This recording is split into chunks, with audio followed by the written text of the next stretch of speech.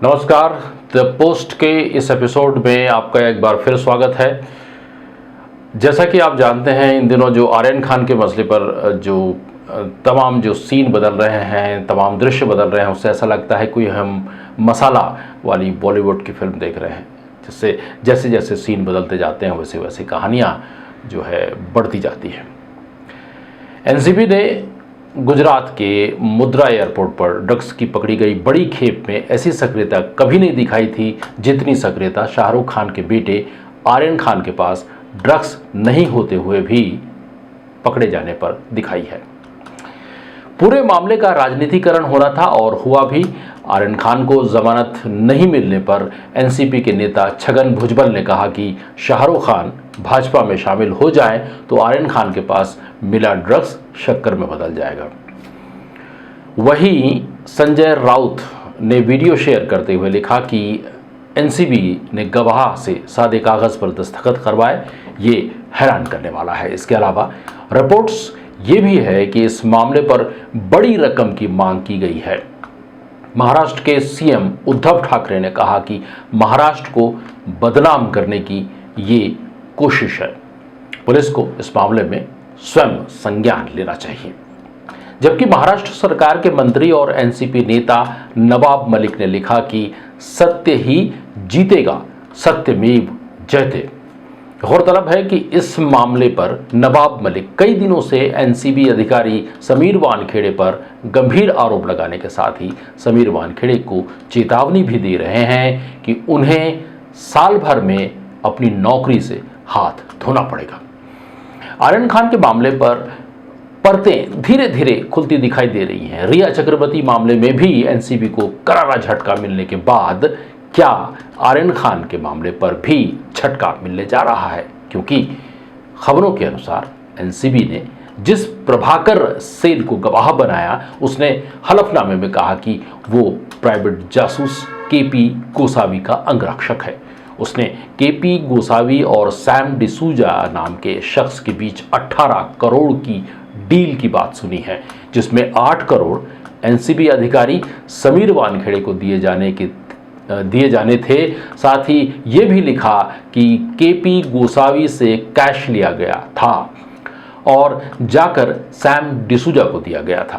Prabhakar cell का दावा है कि एनसीबी के छापेमारी के बाद उसने शाहरुख की मैनेजर पूजा ददलानी, केपी गोसावी और सैम डिसूजा को एक नीले रंग की मर्सिडीज कार में एक साथ बैठे देखा, जिसके बाद गोसावी ने उसे गवाह बनाने के लिए कहा और एनसीबी ने उससे सादे कागज पर हस्ताक्षर करवाने के साथ ही आधार कार्ड भी लिया था।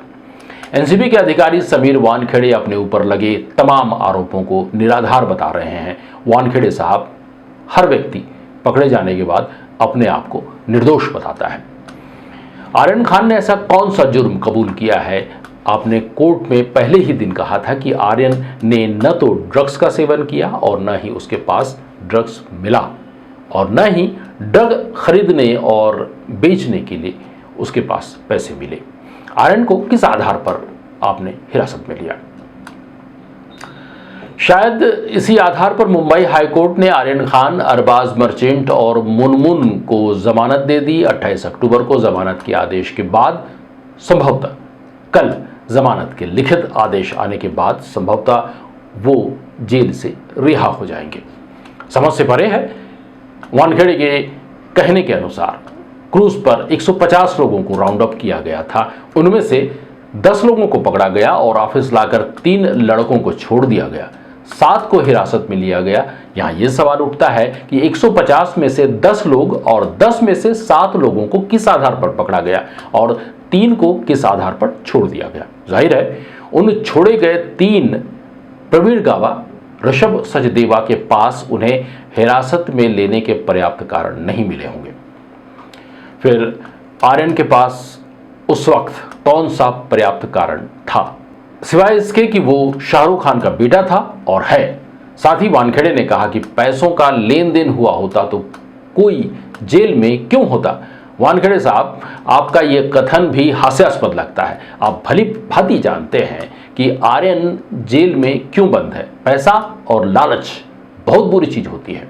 वहीं दूसरी तरफ समीर वानखेड़े ने मुंबई कमिश्नर को एक चिट्ठी लिखकर इस बात से अवगत कराया कि मेरे खिलाफ साजिश रची जा रही है, कोई गलत इरादे के साथ ऐसा करने की कोशिश कर रहा है, इसीलिए गलत आरोपों के आधार पर मुझ पर कार्रवाई न की जाए। जब खुद पर बात आती है तो ऐसा ही होता है। रिया चक्रवर्ती के बाद एनसीबी ने आर्यन खान के माध्यम से एक बार फिर बॉलीवुड में ड्रग्स के कारोबार का पर्दा उठाने की असफल कोशिश की है। उस वक्त की है जब गुजरात के मुद्रा बंदरगाह में बड़ी मात्रा में अफगानिस्तान से लाई गई ड्रग्स पकड़ी गई है। राजनीतिक जानकारों का कहना है कि एनसीबी जिस मुस्तैदी से आर्यन खान या रिया चक्रवर्ती के मामले पर काम करती दिखाई दे रही है, अगर मुद्रा बंदरगाह में लाई गई ड्रग्स के मामले पर भी वैसे ही सक्रियता दिखाती तो ड्रग्स के बड़े कारोबार के चेहरे से नकाब उठाया जा सकता था, जो पूरे देश में नशे का कारोबार कर रहे हैं। एनसीबी ड्रग्स पीने वालों को पकड़कर ड्रग्स कारोबार बंद करने की जो कोशिश कर रही है, उससे ये कारोबार कभी भी बंद होने वाला नहीं है, क्योंकि ड्रग्स पीने वालों से ज़्यादा खतरनाक ड्रग्स का कारोबार करने वाले हैं। लेकिन एनसीबी द्वारा मुद्रा बंदरगाह पर पकड़ी गई ड्रग्स की जांच में किसे पकड़ा है, ये रहस्य बना हुआ है। ये कमाल की बात है। ये कमाल की बात है कि देश में एक तरफ 3000 किलो ड्रग्स पकड़ा जाता है और कोई हल्ला नहीं होता, वहीं देश में प्रतिदिन सैकड़ों किलो ड्रग्स पकड़ा जाता है, इसकी भी जांच नहीं होती कि इसमें कौन कौन लोग लिप्त हैं। एनसीबी जहां कुछ ग्राम ड्रग्स को मुद्दा बनाकर कुछ लोगों को अपराधी घोषित करने में जुटी हुई है, वहीं एनसीबी से आम लोगों का सवाल है। देश में हजारों किलो ड्रग्स परिवहन हो रहा है और पुलिस उस पर अपने स्तर पर कार्रवाई भी करती है, तब वह क्या कर रही है? ज्ञात हो कि गोसावी जो भगोड़ा अपराधी है, उसकी एक सेल्फी खूब चर्चा में है। उन्होंने आर्यन खान के साथ क्रूज पर ली थी। 2 अक्टूबर को गोसावी की यह तस्वीर उस समय सामने आई जब आर्यन खान को क्रूज पर कथित छापेमारी के बाद हिरासत में लिया गया था। मिली जानकारी के मुताबिक आर्यन खान की याचिका में कहा गया कि एनसीबी ने उनकी व्हाट्सएप चैट की व्याख्या गलत की है, जो पूरी तरह से अनुचित है। एनसीबी को आर्यन के पास से कोई ड्रग्स नहीं मिला है। वहीं अरबाज मर्चेंट और आचित कुमार के अलावा उसका किसी भी अन्य आरोपी से कोई भी नाता नहीं है। हम यहाँ बात करेंगे छत्तीसगढ़ के मुख्यमंत्री भूपेश बघेल की, जिन्होंने इस ड्रग्स के कारोबार को भांपा और इस पर कम से कम अपने राज्य छत्तीसगढ़ में हुक्का बारों पर रोक लगाकर ड्रग्स के कारोबार पर रोक लगाने का प्रयास किया है। क्या इसी प्रकार एनसीबी का दायित्व नहीं बनता कि वह अपनी तरफ से पता लगाने का प्रयास करे कि इतने बड़े कारोबार के पीछे कौन कौन लोग हैं? तब लोगों का शक लाजमी हो जाता है कि कहीं ना कहीं कुछ तो गड़बड़ है। इसलिए ऐसा लगता है कि ड्रग्स से जुड़े लोगों के बीच कुछ तो बड़ा लेन देन होता है। आर्यन खान सिर्फ इसीलिए जेल में है कि वह जेल से बाहर आ गए तो लोगों को प्रभावित कर सकते हैं और सबूतों को मिटा सकते हैं। तब ऐसी स्थिति में वानखेड़े को जांच होने तक पद में क्यों नहीं हटाया जाए, हिरासत में रखा जाए? यहां यह बताने की जरूरत है कि देश का संविधान और कानून सबके लिए बराबर है। अब सवाल ये उठता है कि ये किरण गोसावी है कौन और इसका समीर वानखेड़े से क्या रिश्ता है?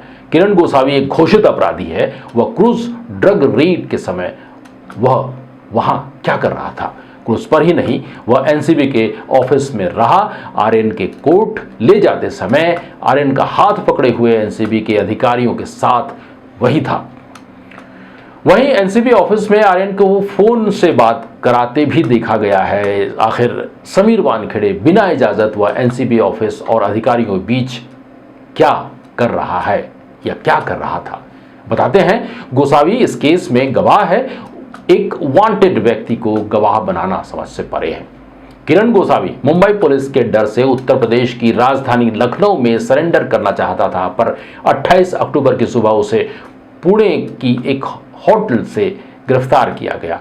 वहीं गोसावी के बॉडीगार्ड और ड्राइवर प्रभाकर सैल का कहना है कि उसने गोसावी और शाहरुख की सेक्रेटरी पूजा ददलानी की बातें सुनी, जो एक नीले रंग की कार में थे, जिसमें 25 करोड़ की मांग की गई थी, पर 18 करोड़ में डील हुई, जिसमें 8 करोड़ समीर वानखेड़े को देने की बात हुई और 10 करोड़ रुपए आपस में बांटने की बात हुई। ये बात प्रभाकर सईल ने पुलिस के सामने कही, वहीं प्रेस के सामने भी कही है। इस रिश्वत कांड की जांच भी शुरू हो गई है। इसकी जांच एनसीबी की ही अपराध ब्यूरो को सौंपा गया है। एनसीबी की जांच टीम ने जांच शुरू कर दी है, जिसमें वानखेड़े के बयान हो चुके हैं। इसमें करोड़ों के लेन देन की बात से समीर वानखेड़े और उनकी पत्नी क्रांति वानखेड़े इनकार कर रहे हैं। सच्चाई क्या है, यह जांच से ही पता चलेगा। जांच पैसों तक ही सीमित नहीं रहेगी। जांच में जहां पैसे के लेन देन की बात की जाएगी और आएगी, वहीं किरण गोसावी की एनसीबी ऑफिस में मौजूदगी, वह भी इस प्रकार इसकी भी जांच होगी। अब सवाल ये उठता है, गोसावी जो देश में भगोड़ा घोषित है, वह उस क्रूज में समीर वानखेड़े के साथ क्या कर रहा था? इससे पहले भी गोसावी एनसीबी की समीर वानखेड़े द्वारा की गई 2 अन्य छापों में भी ये गोसावी ही गवाह था। समझ से परे है कि हर बार ये गोसावी ही वानखेड़े साहब को गवाह के रूप में क्यों मिलता है? कहीं यह घेर कर नामी और धनी लोगों को फंसाकर पैसे कमाने का जरिया तो नहीं? लगता तो यही है। शायद ये सब एक षड्यंत्र के तहत होता रहा है, जो धीरे धीरे ही सही सामने आने लगा है। बात जब अपने पर आई तो वानखेड़े साहब अपने को निर्दोष बताने का प्रयास कर रहे हैं। मुंबई में जगह जगह सीसीटीवी कैमरे लगे हुए हैं और कौन सा फोन किस समय कहां था, ये लोकेशन भी आज बड़ी आसानी से पता लग जाता है।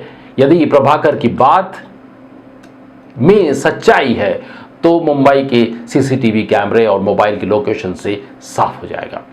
इन सारी बातों से लगता है ये क्रूज ड्रग कांड पूरी तरह से प्रायोजित है, पूरी तरह से नियोजित है, जिसमें किरण गोसावी, समीर वानखेड़े, सैम डिसूजा और एक और व्यक्ति जिसे एक बड़ी राजनीतिक पार्टी का नेता मनीष भानुशाली बताया जाता है, शामिल है। प्रथम दृष्टया इस पूरे केस में षड्यंत्र की बू आ रही है। इसीलिए सरकार को किरण गोसावी, प्रभाकर सईल, सैम डिसूजा को हिरासत में लेकर गहरी पूछताछ की जानी चाहिए। साथ ही समीर वानखेड़े को भी तत्काल पद से हटाकर हिरासत में लेकर निष्पक्ष जांच की जानी चाहिए, ताकि वह इस जांच में प्रभाव न डाल सके।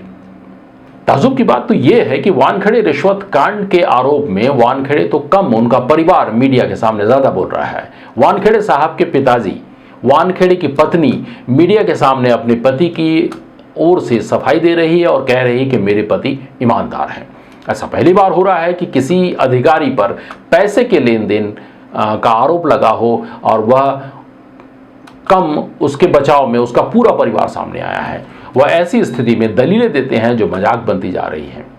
जब वह किसी रेड में आते थे तो उनकी शर्ट पर कई बार कीचड़ रहती थी, उस शर्ट को मैं धोती थी। सोचिए, क्या जो वह बात कह रही है वह सच हो सकता है? अब सवाल उठता है कि खुदा न खास्ता समीर वानखेड़े पर लगे आरोप सही पाए जाते हैं तो क्या उनके परिवार के सदस्यों को भी आरोपी बनाया जाएगा? शायद हाँ, क्योंकि आरोपी का सहयोग करने वाले भी अपराधी की श्रेणी में आते हैं। अब आगे देखिए होता है क्या। आर्यन खान के मसले पर यह एपिसोड आपको कैसा लगा, आप हमें लिखकर अवश्य भेजिए और हमारे चैनल द पोस्ट को आप जरूर सब्सक्राइब कीजिए। नमस्कार।